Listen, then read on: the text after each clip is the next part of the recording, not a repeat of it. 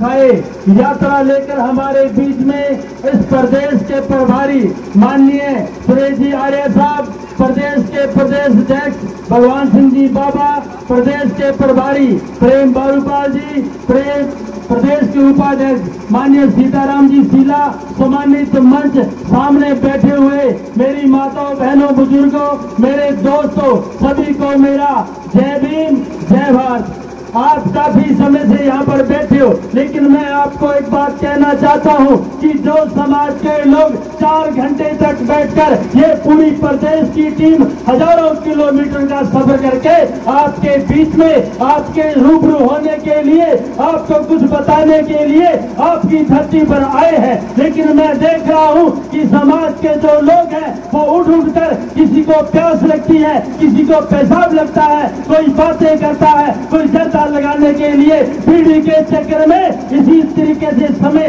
बर्बाद करते रहते हैं। समाज के लोगों, आप लोगों को एकजुट होना पड़ेगा और जो समाज का नेतृत्व कर रहे हैं इनका आपको आदर सम्मान भी करना पड़ेगा। अरे प्रदेश के चलकर आए, लाखों रुपया खर्च करके आपके बीच में इसलिए आए हैं कि आप लोगों को जयपुर बुलाए तो आपकी जेब से खर्चा उठाना पड़ता है, कि आपका खर्चा ना उठाना पड़े, इसलिए आपके बीच में चलकर आए और महापुरुषों की बात आपको बताने के लिए, आपको जागृत करने के लिए कि सत्ता पर कब्जा करना आपके लिए क्यों जरूरी होना, इसलिए आपको बताने के लिए आए हैं कि ये सरकारें जो कांग्रेस की सरकार है, चाहे केंद्र सरकार में भारतीय जनता पार्टी की सरकार है, ये हमारी सरकारें नहीं है, ये तो हमारे दुश्मन है। आपने देखा होगा हमारे साथ जीते जी भेदभाव किया जाता है और जीते जी नहीं मरने के बाद भी हमारे समाज के साथ भेदभाव किया जा रहा है। आपने देखा होगा राजस्थान के अंदर कितनी घटनाएं हुई हैं, मैं आपको गिनकर बताना चाहता हूँ। जगदीश मेघवाल का मर्डर हुआ, विनोद मेघवाल का मर्डर हुआ, जितेंद्र मेघवाल का मर्डर हुआ, इंद्र मेघवाल का मर्डर हुआ, कंचन बेटी जो 9 साल की बेटी लालगढ़ के अंदर उसका दरिंदों ने बलात्कार करके उसका मर्डर कर दिया और हम लोग अपने आप में आजादी महसूस करते हैं, बड़े सफेद कपड़े पहनकर और नारे लगाकर बाबा साहब को याद कर 14 अप्रैल को अपने घर में जाकर बैठने का काम करते हैं। मैं आपसे पूछना चाहता हूँ, सभी लोग बाबा साहब को मानने वाले लोग हैं, बाबा साहब के नारे लगाते हैं, 14 अप्रैल के दिन बाबा साहब की स्टेचू पर जाकर हम फूल चढ़ाने का काम करते हैं, बाबा साहब की मूर्ति को हम लोग धोने का काम करते हैं। ये कब तक करते हैं? मात्र 14 अप्रैल के दिन करते हैं और 15 अप्रैल के दिन मूर्ति के पास से गुजरने का काम हम लोग करते हैं, क्योंकि हम लोग सही तरीके से बाबा साहब की बात को मानना नहीं चाहते हैं, सिर्फ लोग दिखावा करते हैं, सबसे बड़ा ढोंग हम लोग करते हैं। अगर आप बाबा साहब की बात मानते हो तो बाबा साहब अम्बेडकर ने 1952 में यह कहा था, ऐ मेरे समाज के लोगों मैं तो जा रहा हूँ, लेकिन मेरे जाने के बाद आप कभी कांग्रेस का 54 का सदस्य मत बनना। लेकिन हमारे समाज के जो पढ़े लिखे लोग हैं, जो कर्मचारी वर्ग के लोग हैं, जो साधन संपन्न लोग हैं, वो क्या कहते हैं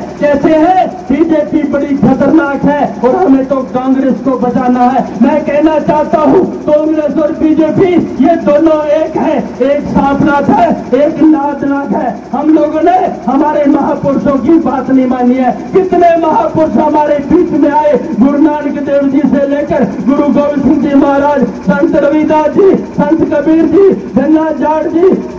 छत्रपति साहू जी महाराज हमारे बीच में आए, फूले जी हमारे बीच में आए, मान्यवर बाबा साहब कांशीराम जी, बाबा साहब अम्बेडकर हमारे बीच में आए, लेकिन हम लोगों ने उनकी जीते जी बात नहीं मानी। उनके जाने के बाद उनके नाम पर हम लोगों ने मंदिर बनाए, हम लोगों ने गुरुद्वारे बनाए, हम लोगों ने मस्जिद बनाई, हम लोगों ने बड़े बड़े भवन बनाए, बड़े बड़े स्टेचू बनाई, लेकिन उनकी बात हम लोगों ने कभी नहीं मानी, क्योंकि हमारे संत महापुरुषों ने जो लड़ाई लड़ी थी वो यही लड़ाई लड़ी थी, राज की लड़ाई नहीं थी। राज के लिए हमारे बीच में हमारे संत रविदास जी हमारे बीच में आए। संत रविदास जी ने हमें कहा कि ऐसा चाहूं राज में जहां मिले सबन को अन्न, छोट मोट सब एकों से रविदास रहे प्रसन्न। लेकिन हम लोगों ने हमारे संत महापुरुषों की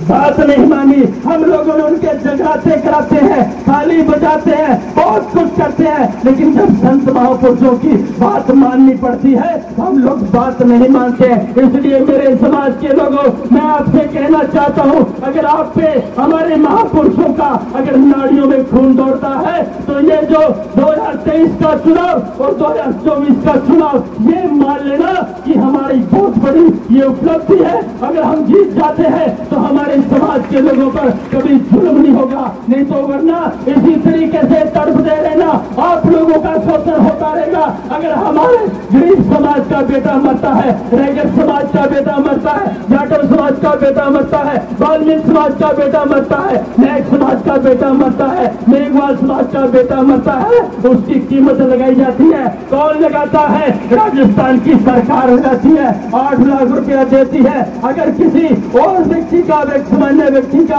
अगर बेटे का मर्डर होता है, उसे कितना देता है? आपका गहलोत जाकर, जिसे हमारे समाज के लोग कहते हैं कांग्रेस अच्छी पार्टी है, अच्छी पार्टी नहीं है। आपने देखा होगा उदयपुर के अंदर कन्हैया कांड हुआ, उस कन्हैया कांड के अंदर कांग्रेस के मुख्यमंत्री, इस राजस्थान के मुख्यमंत्री ने जाकर 50 लाख का चेक देने का काम किया और 2 बेटों को नौकरी देने का काम किया। और भारतीय जनता पार्टी पीछे नहीं रही। भारतीय जनता पार्टी के केंद्र से मंत्री आए, आकर 1.5 करोड़ रुपया उस परिवार को देने का काम किया। हम ये नहीं कहते कि उनको क्यों दिया, लेकिन हम ये कहते हैं कि हमारे समाज के साथ इतना भेदभाव मरने के बाद भी क्यों होता है? वो इसलिए होता है कि हम लोग अपने दिमाग से इस्तेमाल नहीं करते हैं, हम दूसरे के दिमाग से चलने वाले लोग हैं। जिस दिन आप लोगों ने, बाबा साहब डॉक्टर भीमराव अम्बेडकर ने हम लोगों को 26 जनवरी 1950 के अंदर संविधान लिखकर हम लोगों को एक बहुत बड़ा हथियार दे दिया। बाबा साहब को पता था कि अगर मैंने मेरे समाज को ऐसा हथियार दे दिया या रिवॉल्वर दे दिया या तलवार दे दी तो ये उसका मर्डर कर देंगे और ये